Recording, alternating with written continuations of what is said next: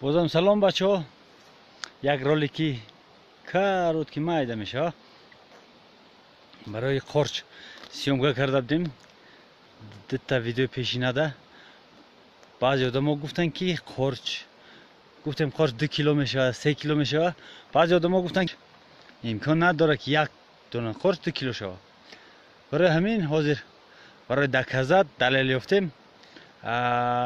یک قارچ یافتیم، قارچ بزباله 2 کیلو نه، ممکن قریب 2 کیلو شه، 1 کیلو زیادتره. این پروسته برای حاضرش باز کلانترش هم میویم و نشان میدیم برای شما که قارچ چقدر کلان میشه. مرحمت تماشا کنید. دیده استه قارچ چقدر هم میشه.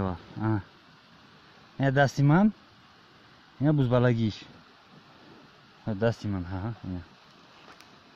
انا هم خیلی میگیری دو تا یک جای 60 بگیه باز. این دو تا قریب 3 کیلو میشه. این بزباله سفید تازه نه آب اومدگی سویجی. ترازو برنده ندارم که کشیده نشان دادیم، لیکن باور کنید این دستی من، این قارچ، این سر من، این قارچ. گپ نیست.